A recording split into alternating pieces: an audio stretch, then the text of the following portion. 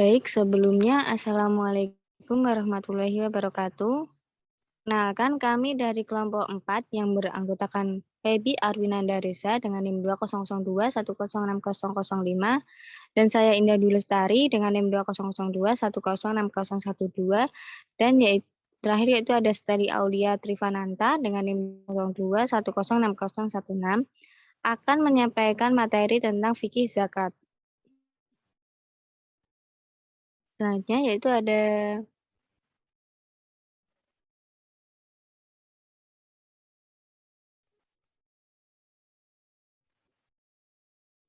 untuk selanjutnya ada pengertian zakat. Secara bahasa, zakat berasal dari kata zaka yang artinya berkah, tumbuh, suci, bersih, dan baik. Secara terminologi, zakat merupakan aktivitas memberikan harta tertentu yang diwajibkan oleh Allah SWT dalam jumlah dan perhitungan tertentu untuk diserahkan kepada orang-orang yang berhak. Sedangkan hubungan zakat, infak, sedekah yaitu zakat merupakan dimensi paling sempit dari infak dan sedekah, namun sifatnya mengikat setiap muslim.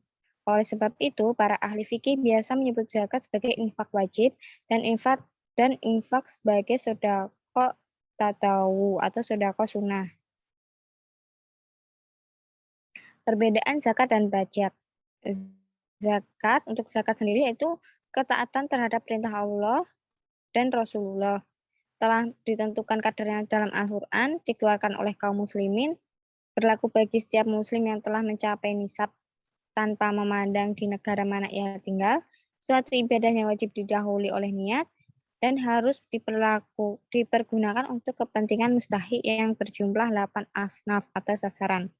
Sedangkan untuk pajak, yaitu ada ketaatan seseorang warga negara kepada ulil amrinya atau pemimpin. Dibantu oleh hukum negara, dikeluarkan oleh setiap warga negara tanpa memandang apa agama dan keyakinannya, hanya berlaku dalam batas garis teritorial suatu negara saja, tidak memiliki niat dan dapat dipergunakan dalam seluruh sektor kehidupan. Sedangkan untuk persamaan zakat dan pajak yaitu bersifat wajib dan mengikat atas harta yang ditentukan dan ada sanksi jika mengabaikannya.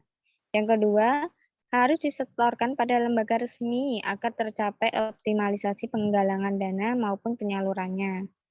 Ketiga, memiliki tujuan yang sama yaitu membantu menyelesaikan masalah ekonomi dan pengentasan kemiskinan. Yang keempat, tidak ada janji akan memperoleh imbalan materi tertentu di dunia. Dan terakhir yaitu dikelola oleh negara pada pemerintah Islam. Untuk hukum zakat, terdapat pada Al-Quran, seperti Quran Surat At-Taubah, ayat 103, Quran Surat Ar-Rum, ayat 39, Quran Surat Al-Fusilat, ayat 7, dan terakhir itu Quran Surat At-Taubah, ayat 60. Hukum zakat pada as-sunnah sendiri yaitu ada Abu Hurairah berkata, Rasulullah bersabda, siapa yang dikaruniai oleh Allah kekayaan tetapi tidak mengeluarkan zakatnya, maka pada hari kiamat nanti ia akan didatangi oleh seekor ular jantan gundul yang sangat berbisa dan sangat menakutkan dengan 2 bintik di atas kedua matanya. Menurut hadis riwayat Bukhari. Yang kedua ada golongan yang tidak mengeluarkan zakat di dunia akan ditimpa kelaparan dan kemarau panjang. Hadis riwayat Tabrani. Yang ketiga, bila sedekah atau zakat bercampur dengan kekayaan lain, maka kekayaan itu akan binasa. Menurut hadis riwayat Bazar dan Baihaqi. Dan terakhir, zakat itu dipungut dari orang-orang kaya di antara mereka dan diserahkan kepada orang-orang miskin menurut hadis riwayat Bukhari. Nah, untuk syarat dan wajib zakat. Syarat wajib zakat sendiri yaitu ada Islam, berakal sehat, sudah dewasa, merdeka bukan budak, memiliki satu nisab dari salah satu jenis harta yang wajib dikenakan zakat, dan yaitu cukup haul. Sedangkan untuk syarat harta yang wajib dizakatkan, itu harus halal, milik penuh, tidak ada hak orang lain dalam kepemilikan harta, berkembang atau bertambah hartanya, cukup nisab atau jumlah minimal harta yang dikenakan wajib zakat, Cukup haul atau jangka waktu kepemilikan harta yaitu 12 bulan komariah. Setelah itu ada bebas dari hutang harta tersebut dan terakhir lebih dari kebutuhan pokok. Jenis-jenis zakat. Yang pertama ada zakat fitrah atau jiwa, di mana zakat jiwa atau fitrah adalah zakat yang diwajibkan kepada setiap muslim setelah matahari terbenam akhir bulan Ramadan dan sebelum dilakukannya sholat Idul Fitri. Selanjutnya itu ada seorang muslim wajib membayar zakat fitrah untuk dirinya sendiri dan orang lain yang menjadi tanggungan seperti istri, anak, pembantunya yang muslim. Terakhir, namun diperbolehkan bagi istri atau anak atau pembantunya membayar zakat sendiri. Selanjutnya ada zakat harta, di mana zakat harta adalah zakat yang boleh dibayarkan pada waktu yang tidak tertentu, mencakup hasil perniagaan, pertanian, pertambangan, hasil laut, hasil ternak, hasil temuan, emas, dan perak, serta hasil kerja atau profesi yang masing-masing memiliki kepentingan sendiri-sendiri. Di sini ada objek zakat harta. Yang pertama ada zakat binatang ternak atau zakat an'am. 3 jenis hewan yang wajib dikeluarkan zakatnya adalah memenuhi persyaratan tertentu seperti unta, sapi, dan domba. Selain 3 hewan tersebut yang kini dalam perekonomian modern berkembang pesat, misal peternakan unggas seperti bebek dan ayam, tidak termasuk zakat hewan ternak, melainkan termasuk zakat perdagangan. Karena sejak awal jenis peternakan ini sudah diniatkan sebagai komoditas perdagangan. Syarat zakat binatang ternak yaitu sudah mencapai jumlah tertentu yang ditetapkan syariah atau cukup nisab, telah dimiliki selama 1 tahun atau haul, digembalakan atau diurus sepanjang tahun untuk memperoleh susu, bibit dadu, pembiakan, dan dagingnya, dan terakhir yaitu tidak dipekerjakan untuk kepentingan pemiliknya. Nah, di sini ada beberapa zakat unta, zakat sapi, korban, dan zakat kambing atau domba. Nah, untuk zakat unta 5-9 ekor ada 1 ekor kambing, 10 ekor 2 ekor kambing. Nah, untuk selanjutnya teman-teman bisa melihatnya. Sedangkan untuk zakat sapi, nisab sapi 30-39 ekor, maka banyak zakat 1 tabi'ah dan tabi'ah. Tabi'i dan tabi'ah yaitu sapi jantan dan betina 1 tahun. Oke, untuk selanjutnya ada zakat kambing atau domba. Untuk nisab kambing 1-39 ekor maka tidak dikeluarkan zakatnya. Sedangkan nisab kambing 40-120 ekor maka banyak zakatnya 1 ekor kambing. Maka akan ditambah 1 selanjutnya setiap kenaikan 100 ekor maka akan ditambah ekor kambingnya. Selanjutnya ada zakat emas dan perak. Berdasarkan hadis riwayat Abu Dawud, nisab zakat emas, perak, dan uang adalah 12 miskal atau 20 dinar. Sedangkan nisab perak ada 200 dirham. Menurut Yusuf Al-Qardawi, yang sekarang banyak dianut oleh masyarakat, 20 miskal setara dengan 85 gram emas murni. Sedangkan 200 dirham perak setara dengan 595 gram perak. Ya, dan untuk cukup haul dan dengan tarif zakat 2,5%. Jumhur ulama menyepakati pengenaan zakat untuk perhiasan seperti emas dan perak yang disimpan dan tidak dipergunakan seperti untuk koleksi atau hiasan rumah, untuk perhiasan yang dipakai laki-laki atau untuk peralatan makan dan minum. Jumhur ulama juga menyepakati bahwa tidak wajib zakat untuk perhiasan di luar emas dan perak yang dipakai perempuan seperti intan, mutiara, dan permata karena dianggap tidak berkembang. Selanjutnya ada zakat pertanian atau zakat ziroah. Menurut Dewan Fatwa Arabia, zakat pertanian mencakup semua hasil tanaman dan buah-buahan yang ditanam untuk mengembangkan dan menginvestasikan tanah, selain tanaman liar yang tumbuh sendiri seperti rumput, pohon, kayu bakar, bambu, dan lain-lain, kecuali jika diperdagangkan seperti getah karet yang akan masuk ke zakat perdagangan. Nisab pertanian sebesar 5 wakaf atau 653 kg. 1 wasa sama dengan 60 sa, yang yaitu 2,175 kg kali 60. Tarif zakat tergantung pada penggunaan irigasi. Jika tak ada hujan, maka 10%. Jika air irigasi, maka 5%. Tanaman yang dibudidayakan menggunakan pupuk, maka zakatnya 5%. Apabila tanaman hasil tanah sewa, zakatnya dari pendapatan sewa ditambah harta kekayaan pemilik tanah dengan nisab emas dan memenuhi 1 haul.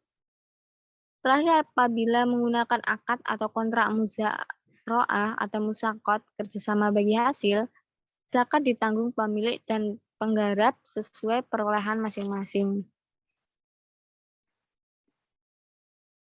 Selanjutnya ada zakat barang temuan atau disebut dengan rikas dan barang tambang, al-ma'adin, serta hasil laut.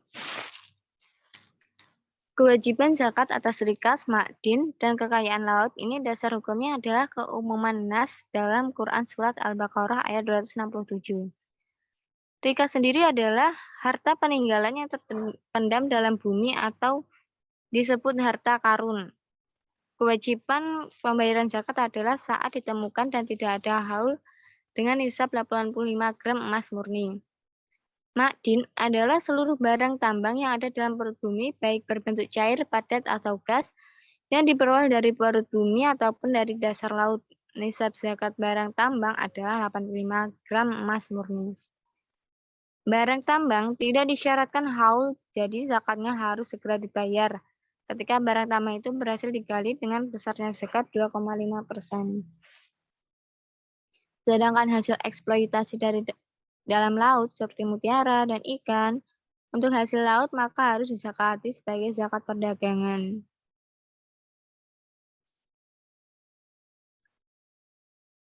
Di sini ada zakat perdagangan atau disebut tijarah. Berdagang menurut pengertian sebagian ulama fikih adalah mencari kekayaan dengan pertukaran harta kekayaan, sedangkan kekayaan dagang adalah segala yang dimaksudkan untuk diperjualbelikan dengan maksud untuk mencari keuntungan. Adapun syarat zakat sama dengan zakat emas, yaitu mencapai nisab. Masa berlakunya yaitu setahun atau haul, bebas dari hutang, lebih dari kebutuhan pokok, dan merupakan hak milik. Tarif zakatnya ada 2,5%. Penilaian harga barang dagangan menurut para ahli fikih, yang pertama ada harta barang dagangan dihitung dengan harga barang di pasar ketika sampai waktu wajib zakat. Kedua, harga barang tersebut dihitung dengan harga real atau nilai barang dagangan. Yang ketiga, menggunakan harga beli dari barang dagangan. Selanjutnya itu ada zakat produksi hewani. Para ulama fikih berpendapat bahwa hasil ternak yang belum dikeluarkan zakatnya, wajib dikeluarkan zakat atas produksinya. Seperti hasil tanaman dari tanah, madu dari lebah, susu dari binatang ternak, telur dari ayam, dan sutra dari ulat sutra, dan masih pemilik harta harus menghitung nilai benda-benda tersebut bersama dengan produknya pada akhir tahun, lalu mengeluarkan zakatnya sebesar 2,5%, seperti zakat perdagangan. Khusus untuk madu, zakatnya 10% dengan syarat nisab sebesar 653 kg dan tidak harus mencapai haul.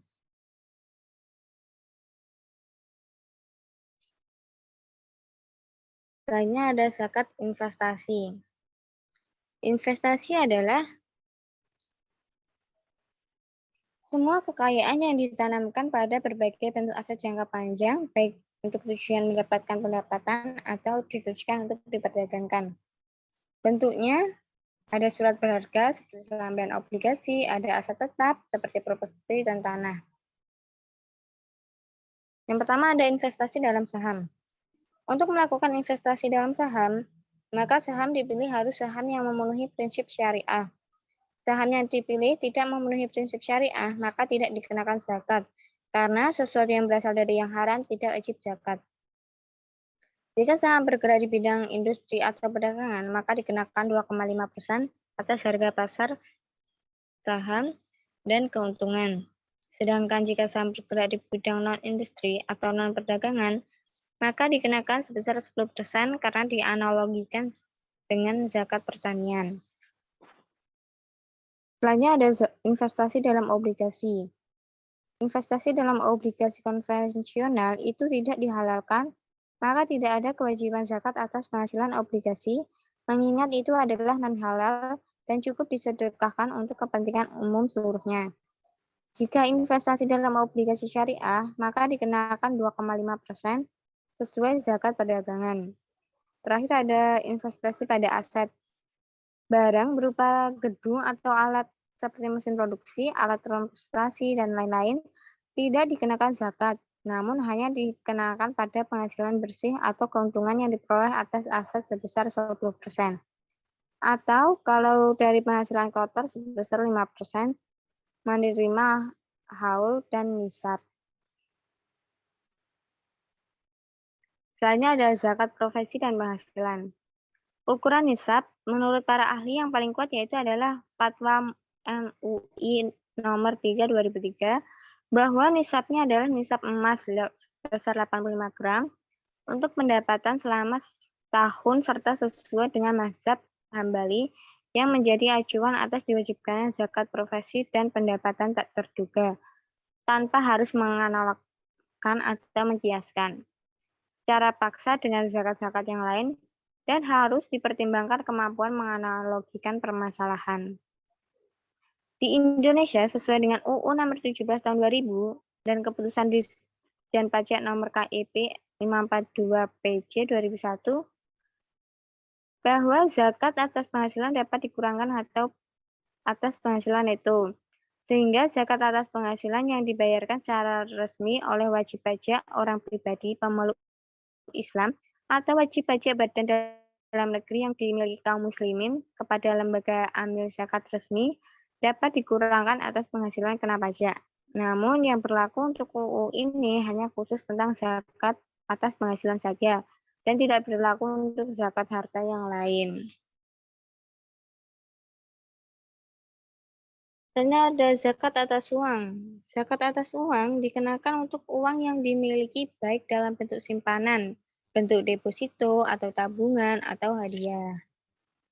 Terjadi perbedaan pendapat antar ulama tentang deposito. Zakatnya ada yang mewajibkan dan tidak. Bagi yang mewajibkannya, maka atas simpanan yang dimiliki dikenakan zakat mengikuti zakat emas dan haul sebesar 2,5%.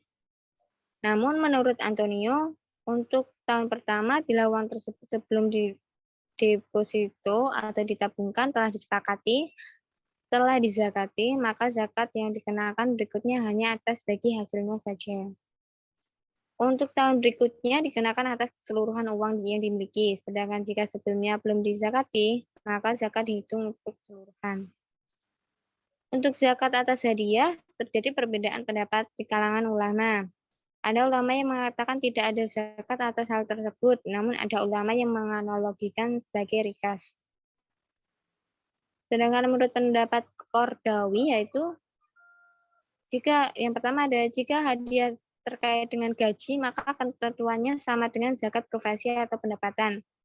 Dikeluarkan saat menerima dengan kadar 2,5%. Yang kedua jika komisi dibagi menjadi dua. Jika persentase keuntungan perusahaan kepada pegawai maka zakatnya 10%. Jika komisi dari hasil profesi seperti makelar atau aturan zakatnya seperti zakat profesi. Yang terakhir jika berupa hibah ada dua kriteria. Jika sumber hibah tidak diduga sebelumnya maka zakatnya 20%. Dan jika sumber hibah sudah diduga dan diharap maka hibah digabungkan dengan kekayaan yang ada dalam zakatnya, seperti sejumlah 2,5%. Nah, untuk selanjutnya maka akan dilanjutkan oleh rekan saya. Selanjutnya, zakat perusahaan atau institusi. Kewajiban zakat perusahaan hanya ditujukan kepada perusahaan yang dimiliki mayoritas oleh muslim. sehingga zakat tidak dianjurkan pada harta perusahaan yang tidak dimiliki oleh seorang muslim. Zakat perusahaan harus dikeluarkan jika syarat berikut terpenuhi. Ya. Pertama, kepemilikan dikuasai oleh muslim, bidang usaha halal, aset perusahaan dapat dinilai dan berkembang, dan minimal kekayaan perusahaan setara dengan 85 gram emas. Sedangkan syarat teknisnya yaitu adanya peraturan yang mengharuskan pembayaran zakat perusahaan, anggaran dasar perusahaan memuat hal tersebut, RUPS mengeluarkan keputusan yang berkaitan dengan hal itu, dan kerelaan para pemegang saham menyerahkan pengeluaran zakat sahamnya kepada Dewan Direksi Perusahaan. Untuk perhitungan zakat perusahaan, yaitu kekayaan perusahaan yang dikenakan zakat adalah kekayaan perusahaan yang digunakan untuk memperoleh laba. Kekayaan yang dikenakan zakat adalah pertumbuhan modal bersih dan kekayaan bersih perusahaan. AAOFI melalui FAS Financial Accounting Standard nomor 9 memberikan dua alternatif metode, yaitu pendekatan aset bersih dan pendekatan dana investasi. Metode apapun boleh digunakan, walaupun yang paling sederhana untuk digunakan adalah pendapat Kordowi. Sedangkan nisab zakatnya adalah 85 gram emas dan cukup haul atau 1 tahun komariah dengan besar zakat 2,5%. Jika perusahaan menggunakan tahun Masehi, maka besar zakatnya 2,575% menurut standar AAOIFI. Berikut contoh perhitungan zakat dengan berbagai metode.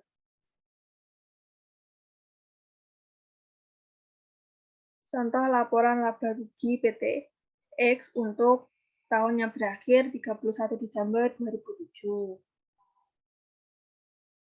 Selanjutnya, laporan perubahan ekuitas PT X untuk tahun yang berakhir 31 Desember 2007.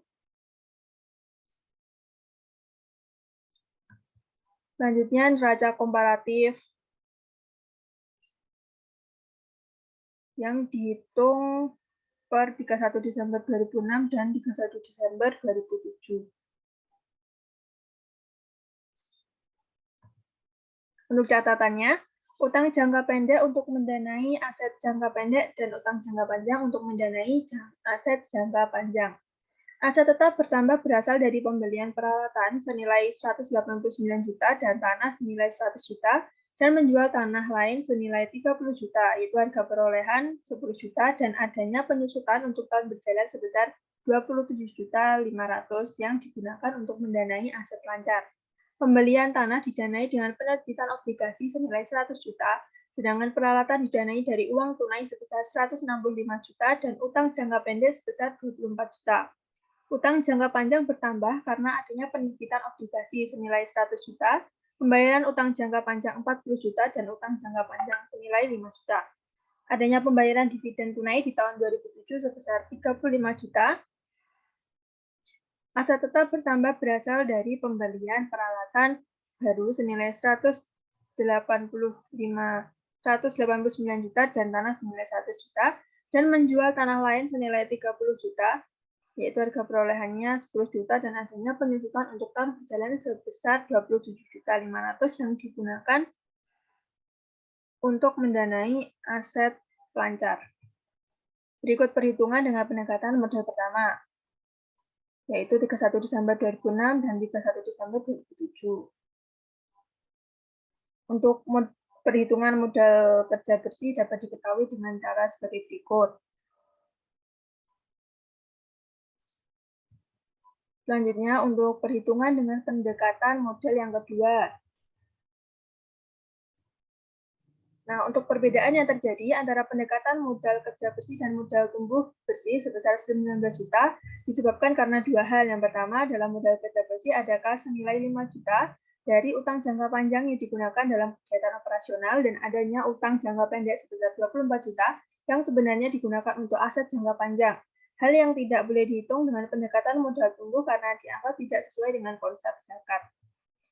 Selanjutnya, perhitungan dengan model ketiga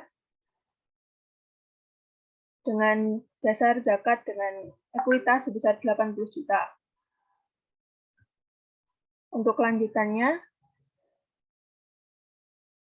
diperoleh nilai aset tetap bersih pada 31 Desember 2007 sebesar 177.500.000. Dikurangi dengan selisih pengadaan aset tetap di luar utang dan tunai, sehingga aset tetap bersihnya termasuk utang dan tunainya 175 juta. Jika dilakukan rekonsiliasi atas perhitungan metode kedua dan ketiga, maka selisih dari kedua sistem perhitungan tersebut adalah sebagai berikut, sehingga menghasilkan zakat menurut metode model ketiga, yaitu 80 juta.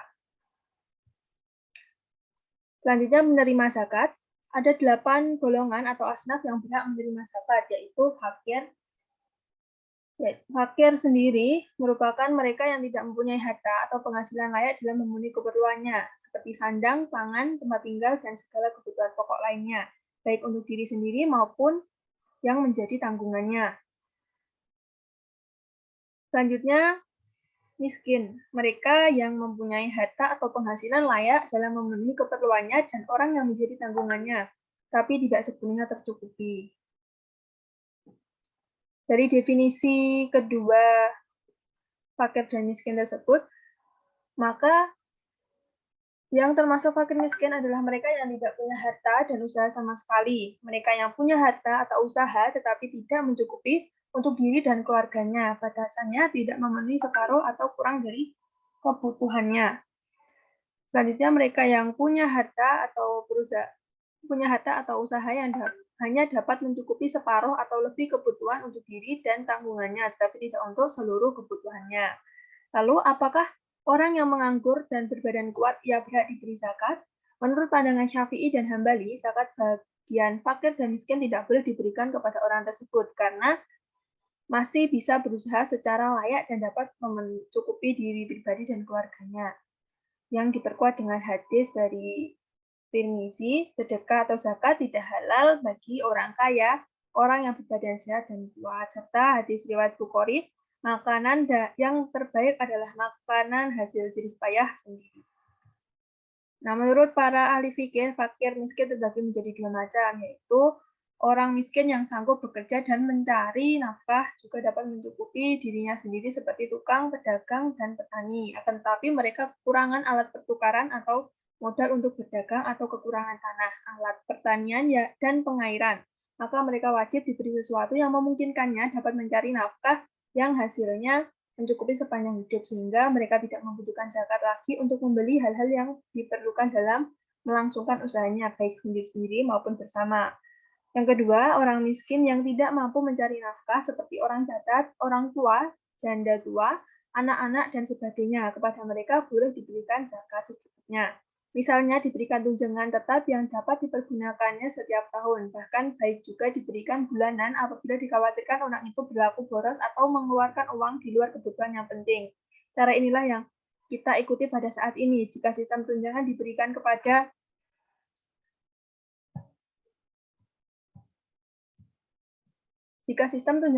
kepada para pegawai dengan cara bulanan, demikian juga pemberian bantuan rutin. Yang ketiga, pihak yang mengurus zakat atau amilin. Para amil zakat mempunyai berbagai macam tugas dan pekerjaan, semua berhubungan dengan pengaturan administrasi dan keuangan zakat, yaitu mendata orang-orang yang wajib zakat dan macam zakat yang diwajibkan. Juga besar harta yang wajib dizakati, kemudian mengetahui para mustahik atau penerima zakat, berapa jumlah mereka, berapa kebutuhan mereka, serta biaya yang dapat mencukupi, dan hal-hal lain yang diperlukan, contohnya pengadministrasian dan pelaporan sumber dan penggunaan dana zakat. Untuk syarat-syarat amil zakat yaitu muslim, mukallaf, jujur, memahami hukum-hukum zakat, memiliki kemampuan melaksanakan tugas, orang yang merdeka bukan budak. Para amilin di Indonesia telah ditetapkan kode etik atau forum zakat, yaitu standar umum, meliputi integritas dan objektivitas, kompetensi profesional, perencanaan yang memadai, dan tanggung jawab kepada muzaki, meliputi kerahasiaan dan pelaporan. Tanggung jawab kepada mustahik, kerahasiaan mustahik, tanggung jawab kepada lembaga sejenis, dan tanggung jawab kepada publik, yaitu transparansi. Selanjutnya, golongan mu'alaf. Mu'alaf adalah mereka yang diharapkan kecenderungan hatinya atau keyakinannya dapat bertambah pada Islam atau menghalangi niat jahat mereka atas kaum muslimin atau harapan akan ada manfaatnya mereka dalam membela dan menolong kaum muslimin dari musuh. Qardawi 1996. Menurut Qardawi, golongan mu'alaf terbagi menjadi beberapa golongan, baik yang muslim maupun yang bukan muslim, yaitu golongan yang diharapkan keislamannya atau keislaman kelompok serta keluarganya, seperti halnya Safwan bin Umayyah yang pada waktu futuh mereka diberikan kebebasan oleh Rasul dan diberi kesempatan untuk memikirkan dirinya selama 4 bulan berdasarkan perintah Nabi. Selanjutnya golongan orang yang dikhawatirkan kelakuan jahatnya. Selanjutnya golongan yang baru masuk Islam dan pemimpin serta tokoh masyarakat yang telah memeluk Islam yang mempunyai sahabat-sahabat orang kafir. Selanjutnya pemimpin dan tokoh kaum muslimin yang berpengaruh di kalangan kaumnya akan tetapi imannya masih lemah. Selanjutnya kaum muslimin yang bertempat tinggal di benteng-benteng dan daerah perbatasan dengan musuh. Selanjutnya, kaum muslimin yang membutuhkan untuk mengurus zakat orang yang tidak mau mengeluarkan kecuali dengan paksaan seperti dengan diperangi. Ada beberapa pendapat pada zaman sekarang yang paling utama untuk diberi bagian mualaf adalah kaum muslimin yang digoda oleh kaum kafir agar masuk dalam kekuasaannya atau masuk agamanya. Untuk selanjutnya akan dilanjutkan oleh rekan saya, Mbak Feby Arwinanda Riza. Selanjutnya yang kelima, orang yang belum merdeka atau rikab. Budak yang tidak memiliki harta dan ingin memerdekakan dirinya berhak mendapatkan zakat sebagai uang tebusan. Islam mendorong dihapuskannya perbudayaan di dunia ini dengan berbagai cara, salah satunya dengan menggunakan dana zakat untuk memerdekakan budak belian. Cara membebaskan budak bisa dilakukan dengan dua hal. Yang pertama, menolong hamba mukatab, yaitu budak yang telah ada perjanjian dan kesepakatan dengan tuannya bahwa dia sanggup menghasilkan harta dengan nilai dan ukuran tertentu, maka bebaslah dia. Yang kedua, seseorang dalam harta zakatnya atau seseorang bersama dengan temannya membeli seorang budak kemudian membebaskannya. Cara ini menggambarkan bagaimana dana zakat dapat digunakan untuk membebaskan budak.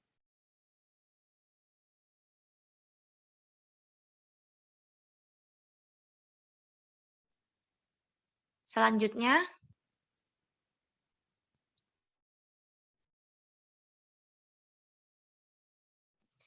yang keenam, orang yang berhutang atau gharimin. Menurut Imam Malik Syafi'i dan Hambali, orang yang memiliki utang terbagi menjadi dua. Yang pertama, orang yang mempunyai utang untuk kemaslahatannya dirinya sendiri, termasuk orang yang golongannya di berikut ini mengalami bencana seperti terkena banjir, hartanya terbakar, dan orang yang berutang untuk menafkahi keluarganya. Yang kedua, orang yang mempunyai utang untuk maslahatan masyarakat. Sebagai ulama Syafi'i berpendapat bahwa orang yang berutang untuk meramaikan masjid, membebaskan tawanan, menghormati tamu, hendaknya diberi bagian zakat walaupun ia kaya. Jika kayanya itu dengan memiliki benda, tidak bergerak, bukan memiliki uang. Syarat orang berhutang yang diberi zakat untuk diri sendiri antara lain, yang pertama, memiliki harta yang dapat membayarkan utangnya, maka ia diberi zakat sekedar untuk membayarkan sisa utangnya saja.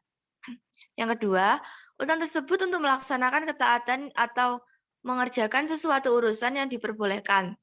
Sedangkan apabila ia berutang karena suatu kemaksiatan seperti minuman keras, perzinaan, perjudian, atau pekerjaan haram lainnya, maka tidak berhak atas zakat. Yang ketiga, utang itu dibayarkan pada waktunya. Bagian golongan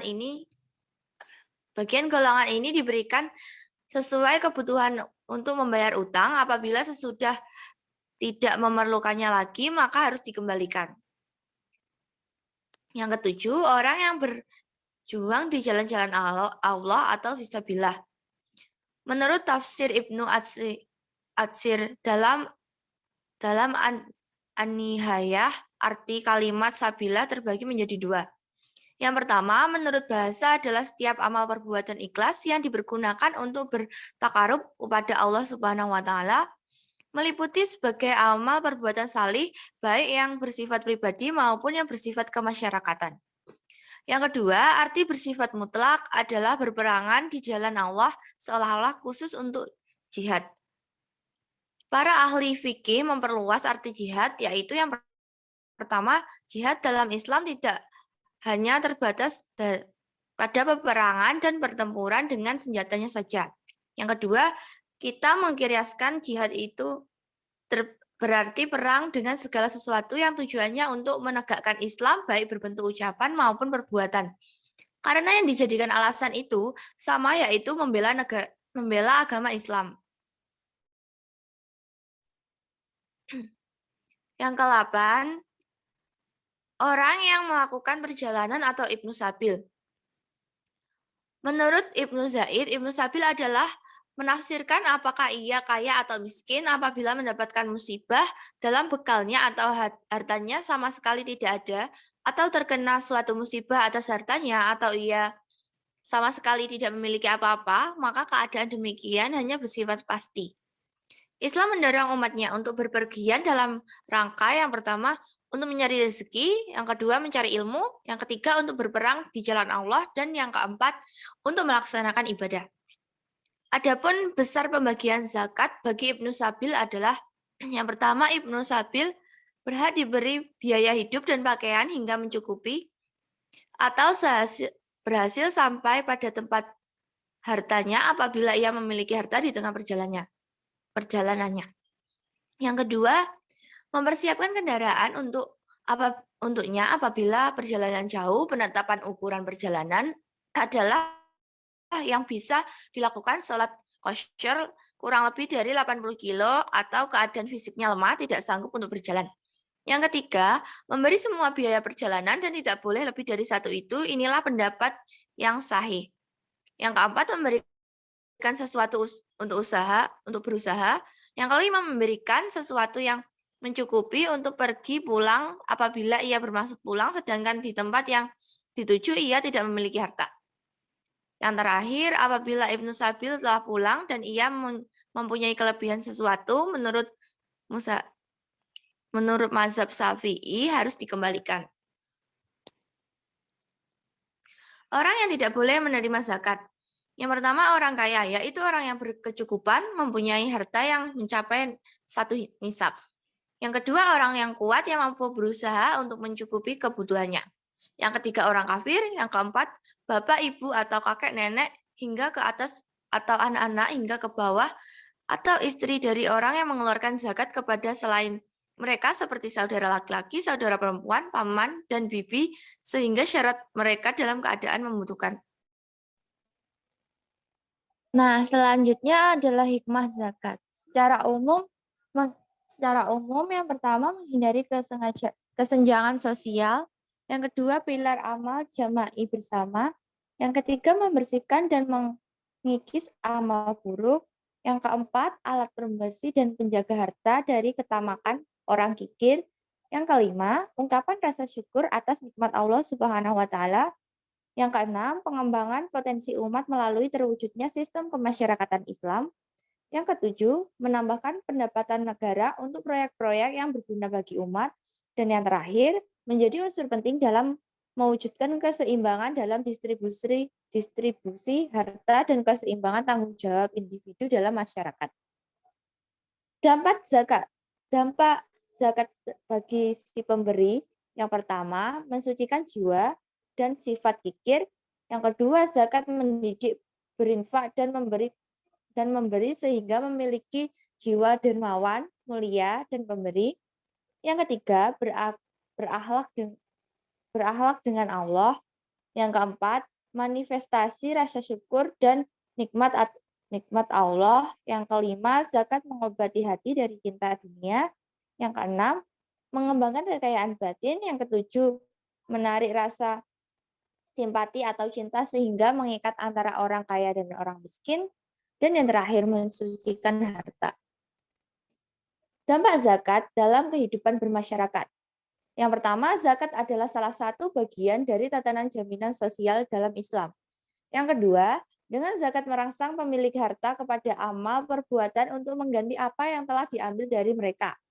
Dan yang terakhir, zakat memiliki sasaran dan dampak dalam menegakkan akhlak yang mulia yang diikuti dan dilaksanakan oleh umat Islam.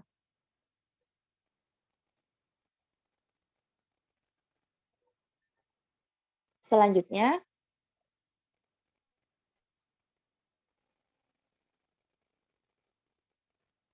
perlakuan akuntansi PSAK 109. Perlakuan akuntansi dalam pembahasan ini mengacu pada PSAK nomor 109. Ruang lingkupnya hanya untuk amil yang menerima dan menyalurkan zakat dan infak atau sedekah. PSAK 109 ini menunjukkan kepada beberapa fatwa MUI, yaitu yang pertama, fatwa MUI nomor 8 tahun 2011 tentang amil zakat menjelaskan tentang kriteria, tugas amil zakat serta pembebanan biaya operasional kegiatan amil zakat yang dapat diambil dari bagian amil atau dibagi bagian fisabilillah dalam batas kewajaran proporsional serta sesuai dengan kaidah Islam. Yang kedua, fatwa MUI nomor 13 tahun 2011 tentang hukum zakat atas harta haram, di mana zakat harus ditunaikan dari harta yang halal, baik jenis maupun cara perolehannya. Yang ketiga, fatwa MUI nomor 14 tahun 2011 tentang penyaluran harta zakat dalam bentuk aset kelolaan. Yang dimaksud aset kelolaan adalah sarana atau prasarana yang diadakan dari harta zakat dan secara fisik berada di dalam pengelolaan sebagai wakil mustahik zakat sehingga manfaatnya diperuntukkan bagi mustahik zakat. Jika digunakan oleh yang bukan mustahik zakat, maka pengguna harus membayar atau atas manfaat yang digunakannya dan diakui sebagai dana kebijakan oleh amil zakat. Yang keempat, fatwa MUI nomor 15 tahun 2011 tentang penarikan, pemeliharaan, dan penyaluran harta zakat. Tugas amil zakat adalah melakukan penghimpunan, pemeliharaan, dan penyaluran. Jika amil menyalurkan zakat tidak langsung kepada mustahik zakat, maka tugas amil dianggap selesai pada saat mustahik zakat menerima dana zakat. Amil harus mengelola zakat sesuai dengan prinsip syariah dan tata kelola yang baik. Penyaluran dana zakat muqayyadah apabila membutuhkan biaya tambahan dapat dibebankan kepada muzaki. Selanjutnya, akuntansi untuk zakat. Yang pertama, penerimaan zakat diakui saat kas atau aset non-kas diterima dan diakui sebagai penambahan dana zakat jika diterima dalam bentuk kas. Diakui sebesar jumlah yang diterima, tetapi jika dalam bentuk non-kas sebesar nilai wajar dan aset. Contoh jurnalnya seperti ini. Yang kedua, jika muzaki menentukan mustahik yang menerima penyaluran zakat melalui amil, maka tidak ada bagian amil atas zakat yang diterima dan amil menerima ujara atas kegiatan penyaluran tersebut. Jika atas jasa tersebut amil mendapatkan ujurah atau fee, maka diakui sebagai penambahan dana amil. Nah, jurnal untuk mencatat fee tersebut sebagai berikut.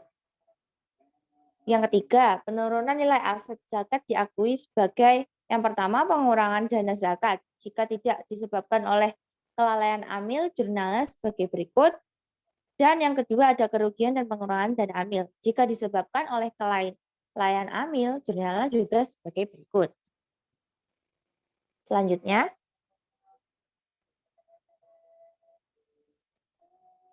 zakat yang disalurkan kepada mustahik diakui sebagai pengurangan dana zakat dengan keterangan sesuai dengan kelompok mustahik, termasuk jika disalurkan kepada amil sebesar yang pertama jumlah yang diserahkan jika pemberian dilakukan dalam bentuk kas, jurnalnya sebagai berikut. Dan yang kedua, jumlah tercatat jika pemberian dilakukan dalam bentuk aset non-kas, jurnalnya juga sebagai berikut.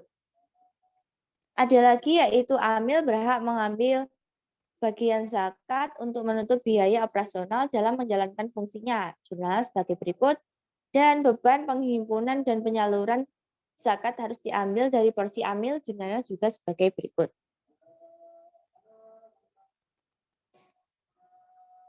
Zakat dikatakan telah disalurkan kepada mustahik non-amil hanya bila telah diterima oleh mustahik non-amil tersebut.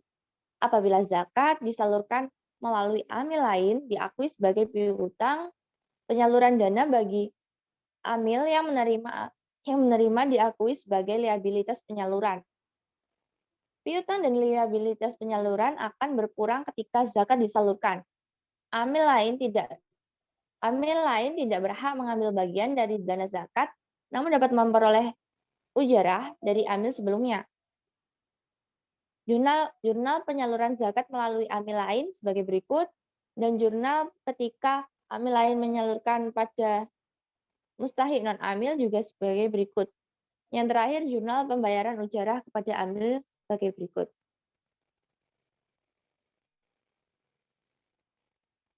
Dana zakat yang disalurkan dalam bentuk perolehan aset tetap atau aset kelolaan, misalnya mobil ambulan, rumah sakit, diakui sebagai yang pertama, penyaluran zakat seluruhnya jika aset tetap tersebut diserahkan untuk dikelola kepada pihak yang tidak dikendalikan amil, jurnalnya sebagai berikut, dan jika penyaluran zakat secara bertahap diukur sebesar penyusutan aset tetap tersebut sesuai dengan pola permanfaatannya, aset tetap tersebut masih dalam pengendalian amil atau pihak lain yang dikendalikan amil, jurnalnya sebagai berikut.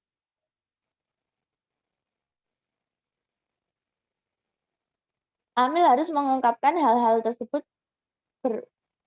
berikut terkait dengan transaksi zakat, tetapi tidak terbatas. Yang pertama, kebijakan penyaluran zakat. Yang kedua, kebijakan penyaluran zakat untuk amil dan mustahik non-amil. Yang ketiga, metode penentuan nilai wajar yang digunakan untuk penerimaan zakat. Yang keempat, rincian jumlah penyaluran dana zakat. Yang kelima, penggunaan dana zakat dalam bentuk aset kelolaan yang masih dikendalikan oleh amil atau pihak lain. Yang keenam, hubungan pihak-pihak berelasi antara amil dan mustahik. Yang ketujuh, keberadaan dana non-halal jika ada. Dan yang kedelapan, kinerja amil atas penerimaan dan penyaluran dana zakat dan dana infak sedekah. Berikut adalah pertanyaan dari kami. Apabila yang ingin menjawab, kami persilahkan.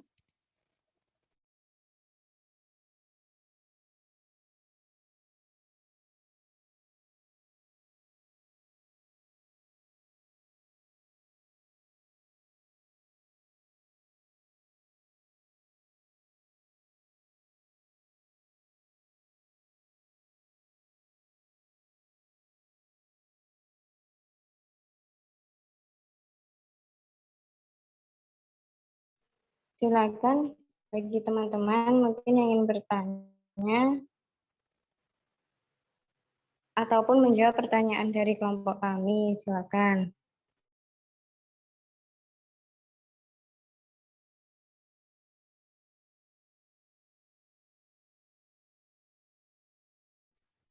Saya Nisa Febrianti ingin menjawab pertanyaan nomor 3. Iya, gimana? Saya ingin menjawab pertanyaan nomor 3. Oh iya, silakan. Bagaimana ketentuan bagi umat muslim yang tidak membayar zakat? Para ulama Syafi'iyah sepakat bahwa orang yang tidak memiliki harta yang lebih dari kebutuhan makanan pokok untuk dirinya dan keluarganya di masa pembayaran zakat, maka tidak wajib baginya mengeluarkan zakat meskipun setelah hari raya Idul Fitri sudah lewat, dan saat itu ia memiliki harta lebih yang bisa digunakan untuk membayar zakat fitrah. Namun lain halnya jika pada malam hari raya dan saat hari raya seseorang tidak mampu menunaikan zakat fitrah dengan ukuran yang sempurna, maka diperbolehkan membayarnya sebagian saja. Bagaimana? Iya, Mbak Anissa, terima kasih. Mungkin dari yang lain.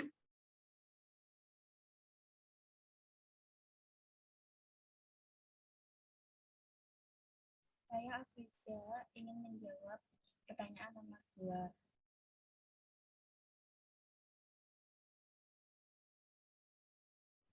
Apa yang akan terjadi jika tidak membayar zakat?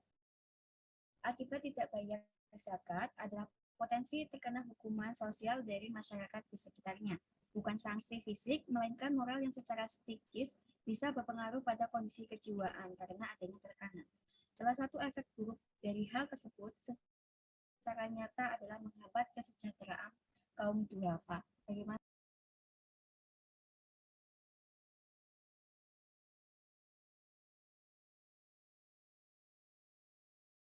Oke, terima kasih. Silakan.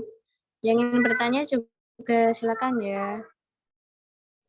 Saya David Anisatul ingin bertanya, Iya, Mbak David.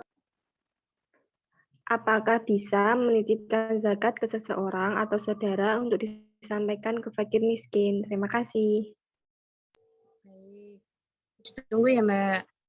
Mungkin sambil menunggu, ada yang bertanya lagi atau menjawab pertanyaan?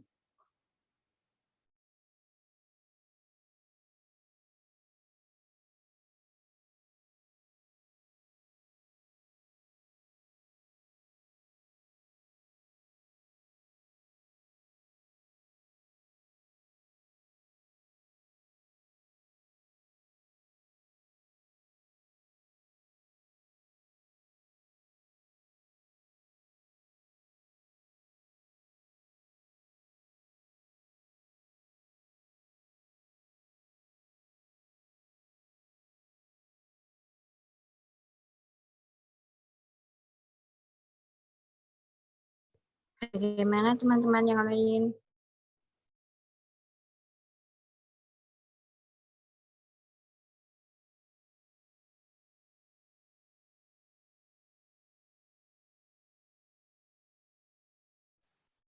Saya, Mbak, izin menjawab boleh nomor 5. Oh, iya, silakan, Mas. Perkenalkan, nama saya Arus Supriyanto. Saya izin menjawab nomor 5. Sebutkan syarat wajib zakat. Syarat wajib zakat fitrah yaitu 1. Beragama Islam dan merdeka. 2. Menemui 2 waktu yaitu di antara bulan Ramadan dan Syawal walaupun hanya sesaat. Artinya, zakat fitrah harus dibayarkan sebelum dilaksanakannya sholat Id.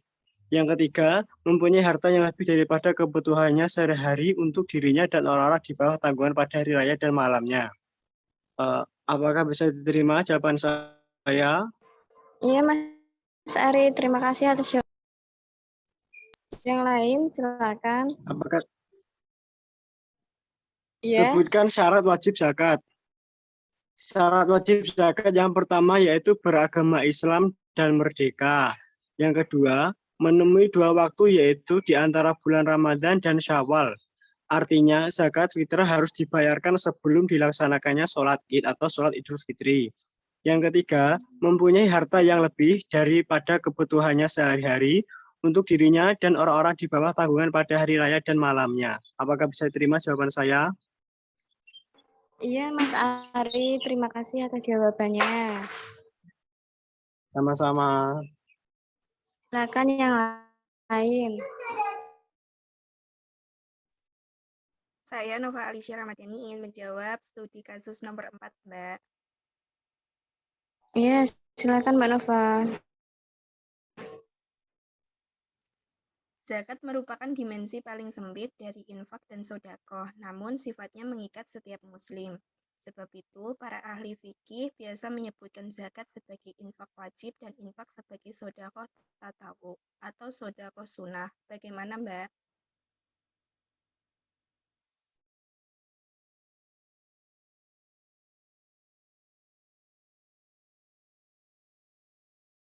Iya, terima kasih Mbak Nova. Silakan yang ingin bertanya juga ya. Silakan.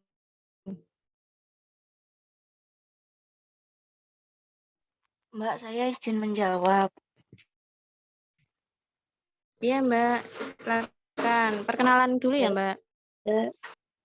Saya Divara Amalia Mutakuljana dengan NIM 200210606019 ingin menjawab studi kasus nomor 6.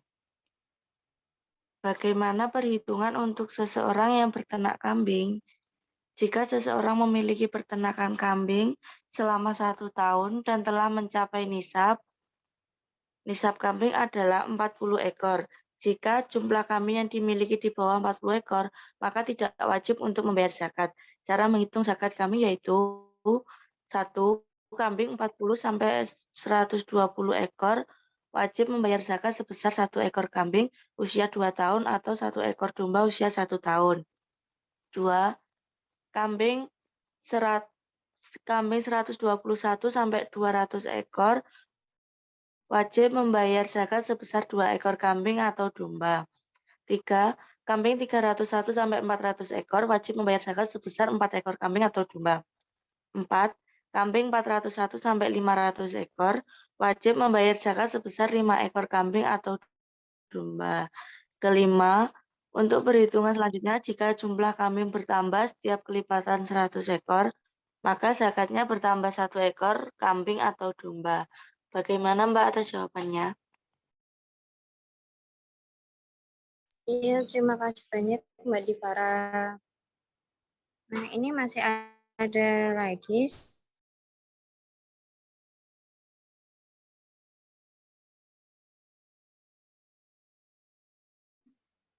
Silakan ya teman-teman yang ingin bertanya.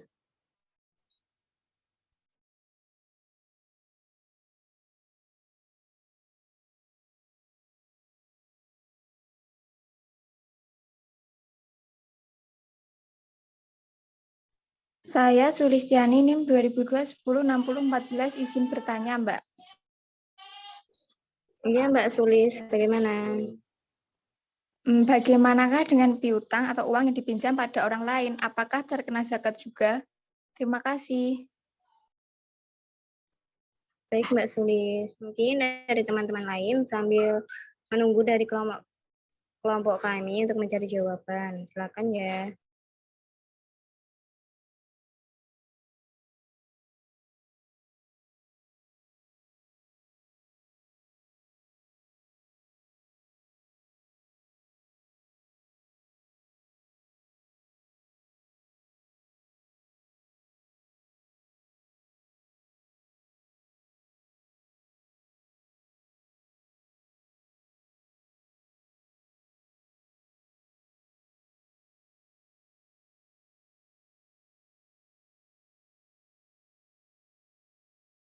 Silakan teman-teman yang ingin bertanya dan juga ingin menjawab pertanyaan nomor 1. Yuk, teman-teman.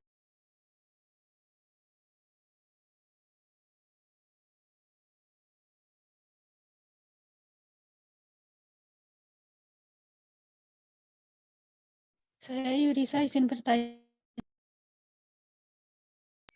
Iya, Mbak Yurisa. Bagaimana hubungan antara zakat dan perbankan syariah? Oh, baik, Mbak. Baik, Mbak. Sebentar ya.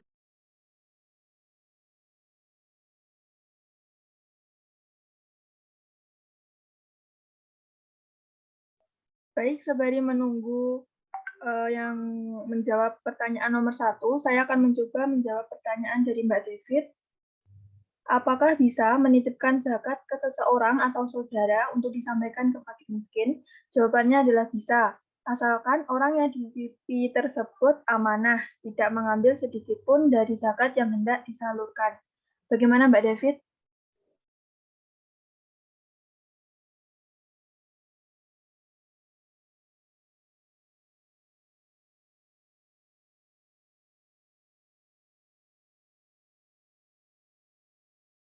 Bagaimana Mbak David? Apakah bisa diterima dari Mbak Sally?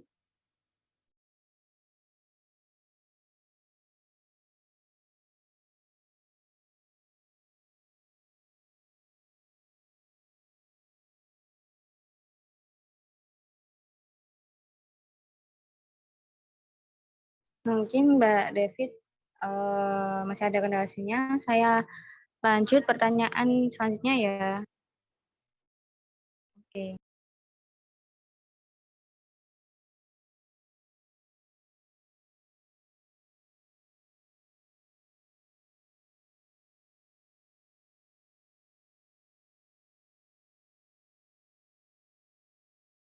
Selanjutnya, izinkan saya untuk menjawab pertanyaan dari Mbak Sulis, yaitu bagaimana dengan piutang atau uang yang dipinjam pada orang lain, apakah terkena zakat? Nah, pada di sini ada 2 rincian dalam hal ini. Yang pertama, piutang yang diharapkan bisa dilunasi karena diutangkan pada orang lain yang mampu untuk mengembalikan. Piutang seperti ini dikenai zakat, ditunaikan segera dengan harta yang dimiliki oleh orang yang memberi utangan dan dikeluarkan setiap tahun. Sedangkan untuk piutang sendiri yang sulit diharapkan untuk dilunasi karena diutangkan pada orang yang sulit dalam melunasinya. Piutang seperti ini tidak dikenai zakat sampai piutang tersebut dilunasi. Bagaimana Mbak?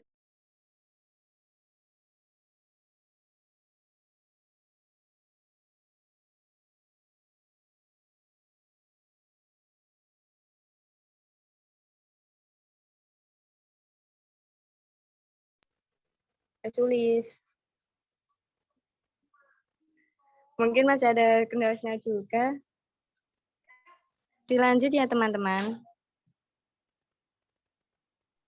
Ini untuk studi kasus. Ingin mencoba menjawab pertanyaan nomor 1. Oh, baik Mbak Muhayyina, silakan. Baik, mengenai jelaskan keutamaan zakat. Untuk keutamaan dari zakat yang pertama ada zakat sering dikaitkan dengan ibadah salat yang merupakan salah satu ibadah yang utama dalam Al-Quran Al-Karim. Kemudian zakat juga merupakan rukun Islam yang ketiga. Dan menunaikan zakat merupakan indikasi ketakwaan dan sebab yang dapat memasukkan seseorang ke dalam surga. Selain itu, setiap orang yang mengeluarkan zakat dengan penuh kesadaran, tanpa merasa terbebani, niscaya akan merasakan kelezatan iman. Bagaimana Mbak atas jawabannya? Baik Mbak Muhayyina, terima kasih atas jawabannya. Untuk di kasus udah terjawab semua. Ini tinggal satu pertanyaan dari Mbak Yurisa, sebentar ya.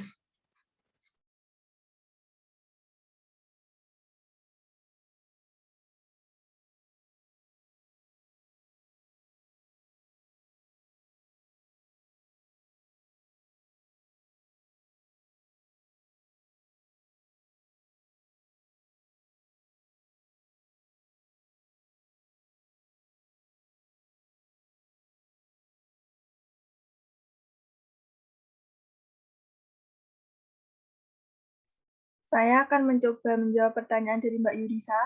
Bagaimana hubungan antara zakat dan perbankan syariah?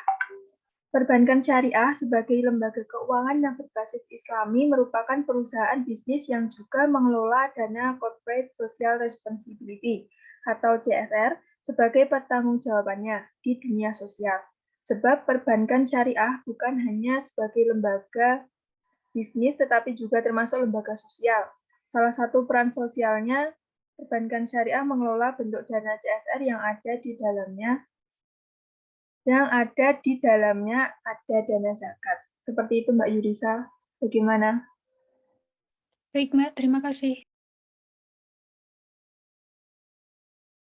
Nah, ini sudah terjawab semua. Mungkin dari teman-teman ada yang masih ingin dipertanyakan.